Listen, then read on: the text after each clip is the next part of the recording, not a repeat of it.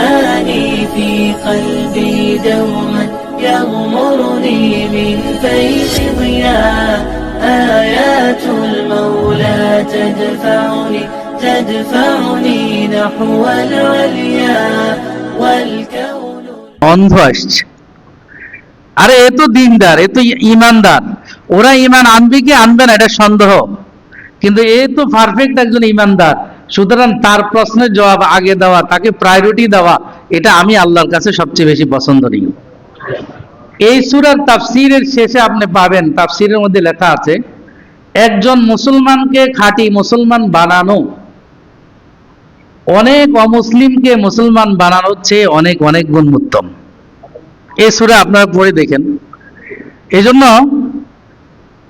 আমাদের দাওয়াত এটা শুধু অমুসলিমদের জন্য নয়, মুসলমানদেরকেও দাওয়াত দিবে। মুসলমানদেরকে দাওয়াত দিবে ইসলামের, অমুসলিমদেরকে দাওয়াত দিবে ঈমানের। ঈমান আর ইসলাম দুইটার মধ্যে পার্থক্য আছে না নাই? অমুসলিমকে বলা হবে যে তুমি লা ইলাহা ইল্লাল্লাহ বলো, আশহাদু আল্লা ইলাহা ইল্লাল্লাহ বলো, তুমি ঈমান আনো। আর মুসলমানদেরকে বলা হবে তুমি তো ঈমান আনছো, এখন তুমি নামাজ পড়ো, রমজান মাস হলে রোজা রাখো, তোমার উপরে টাকা পয়সা থাকলে জাকাত ফরজ হলে জাকাত দাও, তোমার কাছে সব পরিপূর্ণ সম্পদ থাকলে হজ করার মতো তাহলে তুমি হজ করো। এটার নাম ইসলাম। মুসলমানকে দাওয়াত দিবে ইসলামের, অমুসলিমকে দাওয়াত দিবে ঈমানের। আমাদের অনেক জেনারেল শিক্ষিত ভাইরা বলে মসজিদে এরা ঘুরে কেন? আমরা সব মসজিদে আসি মুসলমান ঈমানদার যারা নামাজ পড়ে এরাই তো মসজিদে আসে, তা আমাদেরকে দাওয়াত দিবে কেন? দাওয়াত দিবে ওই যে কাফের মুশরিক এদেরকে না দাওয়াত দিবে? আমরা তো আলহামদুলিল্লাহ ঈমানদার এবং সাথে সাথে আমরা নামাজিও। এই প্রশ্নের উত্তর এই সূরা তাফসীরের মধ্যে আপনারা পাবেন। সকলে পড়ার সুযোগ যদি হয় ইনশাআল্লাহ খুব ভালো হবে। সূরা আবাসা আম্পারার ৩য় নম্বর সূরা। তো আল্লাহ রাব্বুল আলামিনের কাছে ঈমানদারের দাম অনেক বেশি। কত বেশি? মিশকাত শরীফের হাদিসের মধ্যে আসছে, লা তাকুমু সাআ হাত্তা ইয়াকুল আল্লাহ আল্লাহ। আল্লাহ তাআলা এই পৃথিবী ধ্বংস করবেন না যতদিন পর্যন্ত এই পৃথিবীতে এরকম একজন ছোট্ট ঈমানদার আছে। কিরকম ঈমান তার? সে শুধু আল্লাহকে স্বীকার করে, কোনো নেক আমল করে না, নামাজও পড়ে না, রোজাও রাখে না, হজও করে না, অন্য ভালো কাজও করে না, কিন্তু সে আল্লাহকে স্বীকার করে। হাত্তা ইয়াকুল আল্লাহ আল্লাহ। তার দাম কত বেশি আল্লাহর কাছে? যে এই পৃথিবীর নিজাম সৃষ্টির যে নিয়ম চলছে, সূর্য আলো দিচ্ছে, চাঁদ তার নিজস্ব কক্ষপথে চলছে, সমুদ্র তার পানি বয়ে যাচ্ছে, সমুদ্রে মাছ দিচ্ছে, নদীতে মাছ দিচ্ছে, এই সব সেবা আপনি পাবেন যতক্ষণ পর্যন্ত পৃথিবীতে আল্লাহ আল্লাহ বলনেওয়ালা একজন ঈমানদার থাকবে। একজন ঈমানদারের দাম কত চিন্তা করে দেখুন। পৃথিবীর চেয়ে 13 লক্ষ গুণ বড় হইল সূর্য। পৃথিবী হলো 20 কোটি বর্গ মাইল। 20 কোটি দিয়ে 13 লক্ষকে আপনি গুণ দেন, এটা মনে হয় কম্পিউটারও আসবে কিনা?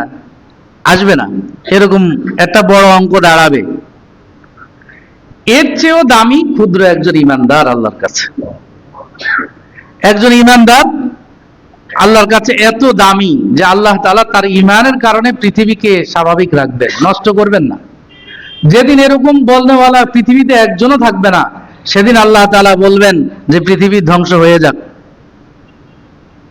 ইকতারাবাতিস সাআতু ওয়া ইনশাক্কাল কমর, যে কিয়ামত সংঘটিত হয়ে যাবে এবং চাঁদ চূর্ণ বিচূর্ণ হয়ে যাবে, সূর্য চূর্ণ বিচূর্ণ হয়ে যাবে, পাহাড়গুলি তুলার মতো উঠতে থাকবে, সবকিছু আল্লাহ তাআলা ধ্বংস করে দিবেন। তাহলে আপনি চিন্তা করে দেখুন যে একজন ঈমানদারের দাম আল্লাহর কাছে কত বেশি। রাসূলুল্লাহ সাল্লাল্লাহু আলাইহি ওয়াসাল্লামের সাথে মক্কার কাফেররা এমন কোন হীন আচরণ নাই যা করে নাই। বুখারীতে বর্ণিত হয়ে আসছে, আমি একদিন বলেছিলাম রাসূল আকরাম সাল্লাল্লাহু আলাইহি ওয়াসাল্লাম হিজরতের আগে মক্কার চত্বরে দাঁড়িয়ে কাবা শরীফের সামনে নামাজ আদায় করছিলেন, সালাত আদায় করছিলেন। মক্কার লিডাররা সবাই বসে বসে হাঁটছিল। তার মধ্যে একজনের পরামর্শ দিছে যে এই সুযোগ যখন সেজদায় যাবে তো তার উপরে ওই যে একটা গোত্রের তাদের পরিচিত এলাকায় একজনে ওট জবাই করছে, যে ওটের ভুঁড়িটা এনে তার মাথায় রেখে দাও। উকবা ইবনে আবি মাইত নামক এই কুখ্যাত ব্যক্তি এই কাজ করছে। রসুল সেজদা থেকে আর মাথা উঠাইতে পারছেন না, এভাবে রসুলের মনে হয় যেন প্রাণ বেরিয়ে যাবে। আল্লাহু আকবার। এক সাহাবী হযরত আব্দুল্লাহ ইবনে মাসউদ, তিনি তখন মুসলমান হয়েছেন কিন্তু প্রকাশ করেন নাই। তাড়াতাড়ি যে হযরত ফাতেমাকে খবর দিলেন। ফাতেমা রাদিয়াল্লাহু তাআলা আনহা আয়েশা, খুব, উনি তখন ছোট ছিলেন, খুব কষ্ট হয়েছে, কষ্ট করে এটা সরাইছেন। রসুল এতটা ব্যথা পাইছেন, সেদিন রসুল তাদের জন্য বদদোয়া করছেন। এই উকবা ইবনে আবি মাইদের জন্য দোয়া করছেন, আল্লাহুম্মা সাল্লিত আলাইকা কালবাম মিন কিলাবিক। ফাতুল বারি, বুখারী শরীফের বিখ্যাত ব্যাখ্যা গ্রন্থ, আল্লামা ইবনে হাজার আসকালানী রাহমাতুল্লাহি আলাইহি লিখেছেন ফাতুল বারি, সেখানে আছে এই দোয়াটি, আল্লাহুম্মা সাল্লিত আলাইহিম কালবাম মিন কিলাবিক। ও আল্লাহ, আপনি তার উপরে আপনার কোন হিংস্র প্রাণীকে আপনি লেলিয়ে দিন। কি হয়েছে? বাঘের আক্রমণে মারা গেছে। বাঘ আক্রমণ করে ছিঁড়ে ফিরে খাইয়া তারপরে তাকে পৃথিবী থেকে বিদায় নিতে হয়েছে। আল্লাহ রসুলের বদদোয়া, এটা তো বিফলে যায় না, এটা একদম 100% কবুল হবে যার ব্যাপারে আল্লাহ রসুল যা বলছেন। তো আল্লাহুম্মা সাল্লিত আলাইহিম কালবাম মিন কিলাবিক, আল্লাহ আপনি আপনার হিংস্র প্রাণী তার উপর লেলিয়ে দিন, এটা হয়েছে। এরপরে আল্লাহ রসুল সাল্লাল্লাহু আলাইহি সাল্লাম ওখানে বসা যত মক্কার লিডার ছিল তাদের সকলের জন্য বদদোয়া করছে, সকলের জন্য, আবু জাহাল, আবু লাহাব যতগুলি ছিল সব জন্য বদদোয়া করছে। এই বদদোয়া কবুল হয়েছে, কবুল তো হবেই। বদরের যুদ্ধে 70 জন লিডার হত্যা হইয়া সবগুলিকে আল্লাহ রসুল সাল্লাল্লাহু আলাইহি সাল্লাম টেনে হেঁচড়ে সবগুলিকে নিয়ে বদরে, এখনো ওই কূপটা আছে, এটাকে কালিবে বদর বলে। এখন নতুন করে কয়েক বছর হয়েছে, 2-3 বছর, একটা মসজিদ ওখানে করছে, মানুষ যায় দেখতে, এই জন্য কেউ মসজিদ করে দিছে ওখানে। তো কালিবে বদর, যেখানে বদরের যুদ্ধ সংগঠিত হয়েছে, সেখানে এখন এই কূপ আছে। এই 70 জনের লাশ সেখানে ফেলেছে। এরপরে রাসূলুল্লাহ সাল্লাল্লাহু আলাইহি ওয়াসাল্লাম পরের দিন যাইয়া প্রত্যেকের নাম ধরে ধরে বলছে, আজকে তোমাদের দাম্ভিকতা কোথায়? আজকে কই আবু লাহাব, কই আবু জাহাল, আজকে কই উকবা ইবনে আবি মাইত, কই অমুক, নাম ধরে ধরে বলছেন। সাইবা, রাবিয়া, এরা বড় বড় লিডার। এরপরও যেটা বড় বিষয় সেটা হলো আল্লাহ রাসূল সাল্লাল্লাহু আলাইহি সাল্লাম এদের জন্য দোয়া করতেন, আল্লাহুম্মা হদি কওমি ফাইন্নাহুম লা ইয়ালামুন। ও আল্লাহ, আমার এই সম্প্রদায়, এরা অবুঝ, এরা বুঝে না, আপনি মেহেরবানি করে এদেরকে হেদায়েত দিয়ে দেন। কষ্ট পাইছে এই জন্য বদদোয়া করছে, অটোমেটিক চলে আসছে। কষ্টটা কত বেশি যে প্রাণ চলে যাচ্ছে, এরকম অবস্থা হয়েছে, প্রাণ মনে হয় উচ্ছ্বাগত, এরকম অবস্থা। সেই অবস্থায় অনিচ্ছাকৃতই আল্লাহ রসুলের মুখ দিয়ে বদদোয়া আসছে। কিন্তু আল্লাহ রসুল সবসময় এই মক্কাবাসীর জন্য দোয়া করতে, আল্লাহুম্মা হদি কওমি ফাইন্নাহুম লা ইয়ালামুন। ও আল্লাহ, আমার এই সম্প্রদায়কে আপনি হেদায়েত দেন, এরা তো বুঝে না, এরা তো বোঝে না। যখন আল্লাহ রসুল সাল্লাল্লাহু আলাইহি সাল্লাম মক্কাবাসী থেকে নিরাশ হইয়া তায়েফের ময়দানে, তায়েফে গেছিলেন, তায়েফে ওনার আত্মীয় স্বজন ছিলেন, আত্মীয়তার সুবাদে, এবং মনে করেছিলেন যে তারা ইসলাম গ্রহণ করলে একটু সহজ তো হবে। তো তায়েফে গেছেন দাওয়াত নিয়ে, তারা তো ইসলাম গ্রহণ করে নাই, বরং তারা ছোট ছোট বাচ্চাদেরকে রাসূলের পিছনে লেলিয়ে দিয়েছে। কি বলছেন? যে এ পাগল, এ জাদুঘর। রাসূলুল্লাহ সাল্লাল্লাহু আলাইহি সাল্লাম নয়, অন্য অন্য আম্বিয়া কেরামকে কমন কতগুলি মানুষের গালি, কমন, যেটা যেরকম আমাদের দেশে কমন একটা গালি কি, মৌলবাদী, ফান্ডামেন্টালিস্ট, অথবা আর একটা এই স্বাধীনতার পরে এটা হলো রাজাকার, যে কাউরে একটা গালি দিবে রাজাকার। আমাদের দেশের এই চোর ডাকাতদের মুখে এই কথা শোনা যায় কি যায় না? যায়। যারা তারে হুজুর দেখলে, আমরা ছোট মাদ্রাসায় যাই, কয় দেখছো নি রাজাকারের বাচ্চা। আর স্বাধীনতার বহু পরে হইলো আমাদের জন্ম। রাজাকার হওয়া না হওয়া এটা তো যুদ্ধের সাথে সম্পৃক্ত। আমরা যখন মাদ্রাসায় রাস্তা দিয়ে যাই তখন বলতো।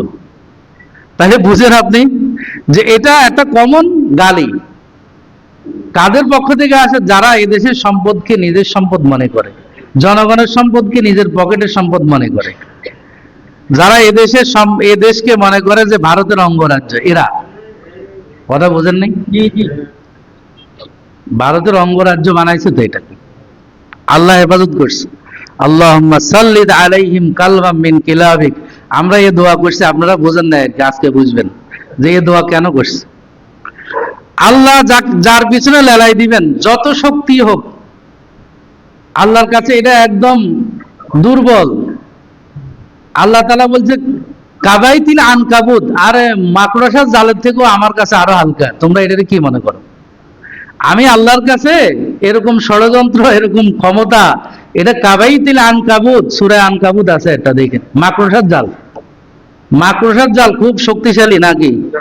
এটা বিছাইয়া 2-4টা মশা আর পোকা ধরে খায়, ও এর চেয়ে বেশি কিছু না। আল্লাহ তাআলা বড় বড় শক্তিধরদেরকে ল্যাংড়া মশা দিয়ে মারছেন, বড় বড় শক্তিধরকে আল্লাহ তাআলা পানির মতো নরম জিনিস দিয়ে মারছেন। কল্পনাও করে নাই যে পানিতে ডুবে মরতে হবে, এটা কোনোদিন কল্পনাও করে নাই। এই জন্য আল্লাহ তাআলা যদি চান, তাহলে আল্লাহ রাব্বুল আলামিন তার পক্ষ থেকে কুকুর লেলিয়ে দিতে পারেন, কোনো ব্যাপার না। মুহূর্তের মধ্যেই সব শেষ হয়ে যাবে, সমস্ত প্ল্যান প্রোগ্রাম সব কি শেষ হয়ে যাবে। এই জন্য আল্লাহর প্রতি বিশ্বাস রাখা ঈমানদারের প্রথম কাজ, আল্লাহর প্রতি পূর্ণ আস্থা বিশ্বাস। এই জন্য 95% মুসলমান আমাদের দেশে বসবাস করে। আপনারা জানেন কি না কত পার্সেন্ট মুসলমান এদেশে? 95%-এরও বেশি। তো 95% মুসলমানের আস্থা বিশ্বাস কার উপরে আছে? আল্লাহর উপরে আছে। তাহলে সংবিধানের প্রথম ধারা এটা হওয়া উচিত যে সমস্ত আস্থা বিশ্বাস কার উপরে? আল্লাহর উপরে। যদি এটা by the people, of the people, for the people, জনগণই যদি ক্ষমতার উৎস হয়, তো মেজরিটি জনগণ তো এটা চায় যে আমরা আল্লাহ আল্লাহ রসুলকে বিশ্বাস করি, ঠিক না ভাই? ঠিক। সে যে দলে করুক, সেও আল্লাহকে মানে, ঠিক না? এই জন্য সংবিধান সংস্কারের প্রথম, আমরাও এর প্রস্তাবনা পাঠিয়েছি, এর মধ্যে প্রথম বিষয় হলো যে আল্লাহর প্রতি পূর্ণ আস্থা বিশ্বাস ফিরিয়ে আনতে হবে। বিসমিল্লাহির রহমানির রহিম এটা উঠে দিয়া এটার তরজমা আর অনুবাদ রাখছে, সেটাও ভুল। যদি পড়েন দেখবেন বিসমিল্লাহির রহমানির রহিম যে অনুবাদ রাখছে এটাও কি ভুল রাখছে। মানে সংবিধানটারে দিছে এক মালাউনের বাচ্চা, সে এটা সংবিধান সংশোধনের প্রথম ছিল, সুরঞ্জিত সেনগুপ্ত, কালো বিড়াল নামে প্রসিদ্ধ, রেলের কালো বিড়াল, তারে দিছে সংবিধান সংশোধন করতে। এই মালাউন বিসমিল্লাহির রহমানির রহিম তাৎপর্য কি বুঝবে? তার কাছে ইসলামের কি তাৎপর্য আছে? দেশের কি, যার আল্লাহর প্রতি বিশ্বাস নাই, আল্লাহর প্রতি যার ঈমান নাই, তার কাছে মানুষের সম্পদের কি দাম আছে? কোনো দাম নাই। মানুষের প্রাণের কি দাম আছে? কোনো দাম আছে? কোনো দাম নাই।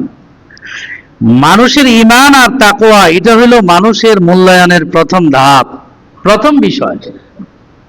এই জন্য আল্লাহ তাআলা বলছেন যে ওয়াত্তাকুল্লাহ ফাসলিহু বাইনাকুম ওয়াত্তাকুল্লাহ লাআল্লাকুম তুরহামুন। তো কথা বলতেছিলাম যে মুসলমানের বিবাদ এটা থাকবে, কারণ এটা দুনিয়াতে বহু স্বার্থ জড়িত আছে। আর যদি ইসলামী বিষয় ধরি, তাহলে শরীয়তের অনেক বিষয় আছে যেগুলি কোরআন ও হাদিসে স্পষ্ট বলা নাই। আমি একদিন বলছিলাম যে এই মাযহাব তো হবেই 4টা। কেন হবে? যেহেতু আল্লাহ তাআলা কতগুলি বিষয় আছে এটাকে নাসসে কাতি অকাট্যভাবে কোরআনে বলেছেন, হাদিসে আছে বর্ণিত। অনেক বিষয় আছে হাদিস কোরআনে বর্ণিত নাই। তা এখন গবেষণা করতে হবে। গবেষণা করতে যেই তো এক একজনের গবেষণা এক এক রকম হয়, এই কারণে মাযহাব 4টা হয়েছে। ওই ইমাম গবেষণা করে মনে করছেন যে এটা এইভাবে হইলে হাদিসের সাথে বেশি মিল, উনি মনে করছেন এটা হাদিসের সাথে বেশি মিল, তো উনি ওনার মতামত ব্যক্ত করেছেন, এই কারণে 4 মাযহাব সৃষ্টি হয়েছে। এটা কোনো নতুন করে কোনো ফেরকা সৃষ্টি নয়, এটা গবেষণার কারণেই সৃষ্টি হয়েছে। এই কারণে উলামায়ে কেরামের কাছেও অনেক বিষয় ইখতিলাফ থাকবে, কিন্তু এই ইখতিলাফ মতবিরোধের মধ্যে আদব কি থাকবে, শিষ্টাচার কি থাকবে, আমার আপনার মধ্যে বিরোধ থাকবে। বিরোধ আছে না নাই? বাংলাদেশে আছে, পুরো বিশ্বব্যাপী আছে। যেমন আমাদের দেশে এক গ্রুপ বলে মিলাদ কিয়াম করতে হবে, নাইলে সে মুসলমানে না। যারা ঈদে মিলাদুন নবী মানে না, তারা কাফের, এদের ফতোয়া না।